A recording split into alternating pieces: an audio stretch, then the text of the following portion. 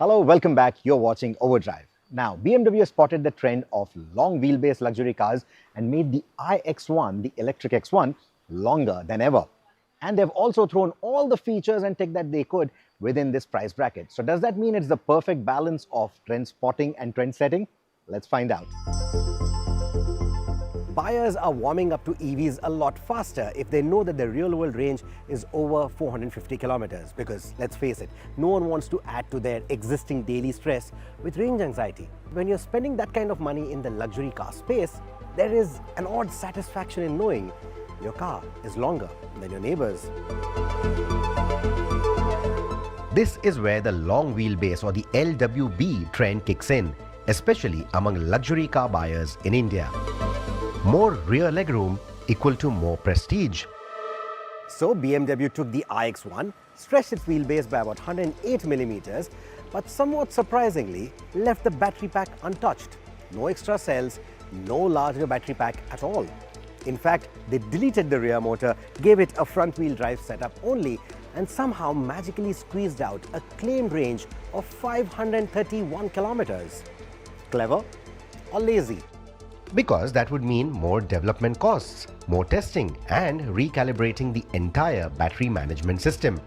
But the downside? Less power and less grip. You see, the standard iX1 in India had an all-wheel drive setup, which means a motor at the rear end and the motor over the front axle, making for the xDrive in BMW speak, or electric all-wheel drive. This one, however, in its LWB avatar is front-wheel driven only, or eDrive in BMW speak, very similar to the sDrive on the standard X1, which is a front-wheel drive car. Now, the deficit here is the power. With the all-wheel drive, the standard X1 put out over 300 PS and 500 Newton meters. This one, however, only puts out 205 PS and about 250 Newton meters. So if you are expecting gut-punching acceleration, you will be disappointed. But if you want something with more range and a premium, spacious cabin, the iX1 LWB will open its doors and say, "Be my guest." Everything that we loved about the standard iX1's cabin is here, just with more room to stretch out. Your phone is now smart enough to be a car key.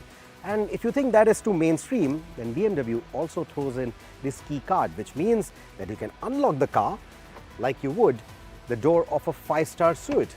But of course, without the butler or the infinity pool, because this is after all a 1 Series and not a 7. Massage seats, unfortunately, gone. Yes, the dual-motor standard iX1 pampered you with the front massage functions, but the LWB version has sacrificed them in the name of cost efficiency. What's also gone is the 360-degree camera. However, you do get a parking and a reversing assistant. And also because this car focuses more on rear seat comfort. So while your back may not feel as refreshed, BMW hopes that you will find a lot of joy in reclining the roomier rear seats using this nylon strap. I wonder how that is premium.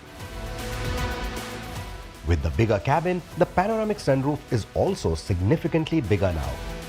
Then we talk about the space. There's 109 millimeters extra knee room, which is phenomenal. You also have plenty more leg space now, so you can nicely stretch out. Even the seat cushioning has been extended by 15 millimeters, so the under-thigh support is also quite good despite the batteries in the floor. Right away, you can feel the extra weight of the stretched body and the battery pack working against BMW's usual sporty dynamics.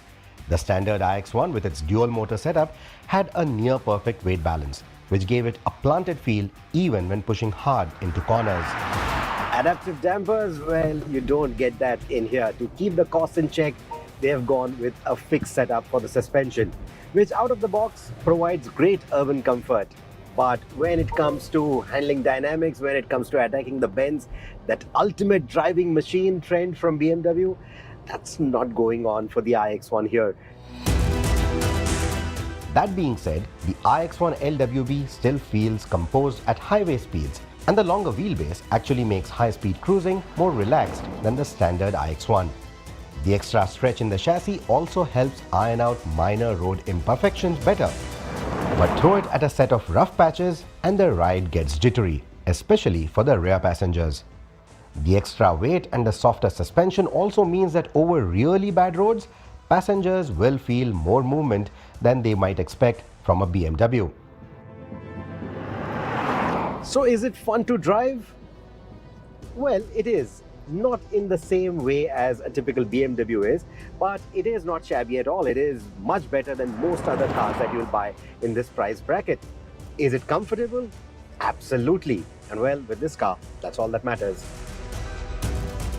This is a car for those who want a relaxed, efficient commute and the occasional spirited Sunday drive. If you were expecting the sharp, playful dynamics of BMW's smaller SUVs of the past, the iX1 LWB's laid-back nature might take some getting used to. For those who prioritize efficiency, BMW offers a range-maximizing mode as well. This will restrict top speed to 90 km an hour, dull the throttle response, and it even tones down the air conditioning to squeeze every possible kilometer out of the battery. In this mode, we could extract about 6.2 kilometers per kilowatt hour from the battery pack, which is actually quite good, but it does come with its restrictions, like I said. Drive it in its normal settings, however, and that number drops quite significantly. So in the range maximizing mode, you should be able to just about go past the 400 kilometer mark. But in the normal driving modes, 340 to 360 kilometers is what your real-world estimate should be. Charging? No surprises there. The battery pack is unchanged, so the charge times are identical to the standard iX1. 10 to 80% on a 30 kilowatt DC charger will take 110 minutes. The 11 kilowatt home charger will take about 6.5 hours. And this car also supports 130 kilowatt fast charging, where 10 to 80% takes about 29 minutes, assuming you can find a charger that fast. Think about it this way, you're getting a BMW for roughly the same price as a premium EV from Hyundai or Kia without really feeling like a compromise. So as far as I'm concerned, in my books, I still maintain the iX1, even in its LWB avatar, is the best buy in the segment. That's all that we have time for on this week's show, but we promise another action-packed episode next week. So stay tuned to Overdrive. And until then, take care, ride safe, drive safe, and stay safe.